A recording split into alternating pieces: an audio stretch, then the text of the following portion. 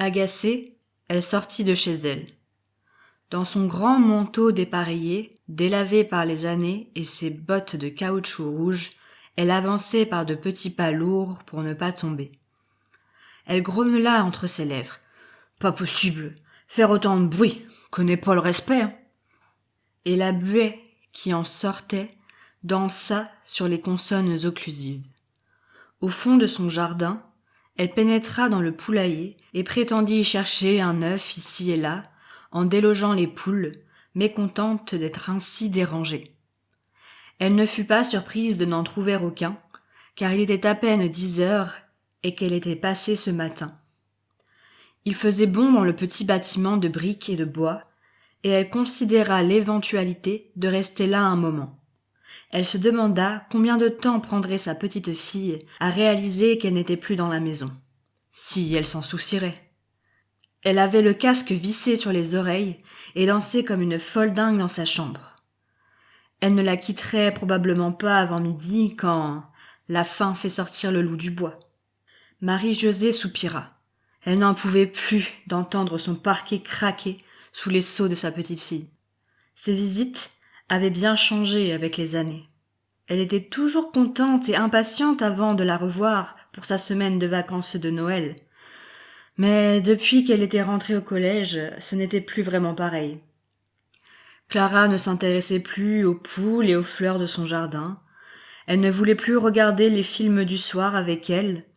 Elle semblait subir chaque seconde en sa compagnie, et ça brisait le cœur de Marie-Josée. Elle aurait voulu la secouer, lui faire apprécier le monde qui l'entoure au lieu de son téléphone.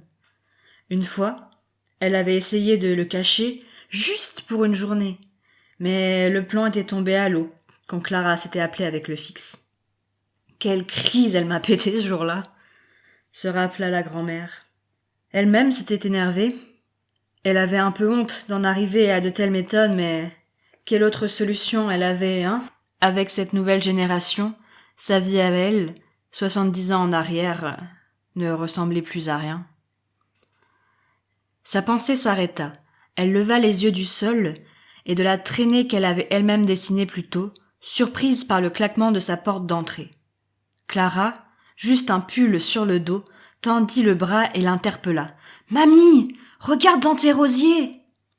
Marie-Josée tourna la tête vers son parterre de fleurs. « T'as vu, y a un petit chien !»« Il a l'air perdu ?»« Oui, j'ai pris une serviette. Il faut qu'on le fasse rentrer, il doit avoir trop froid. » Clara avançait déjà vers le chiot, courant à moitié, mais avec assez de retenue pour ne pas l'effrayer.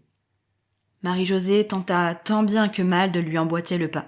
« Attends, ma puce, on ne le connaît pas, il est peut-être méchant, ou malade, ou plein de puces, je le veux pas chez moi. » Elle essayait d'être autoritaire, mais était aussi inquiète pour la petite boule de poil, qui observait de tous côtés, avançant un coup à droite, un coup à gauche, sans certitude.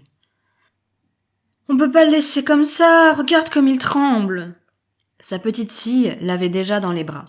« Je vais l'installer dans le garage, comme ça, il te dérangera pas. » Marie-Josée voulut corriger la petite sur son ton trop injustement rempli de reproches, mais celle-ci l'avait déjà redépassée dans l'autre sens.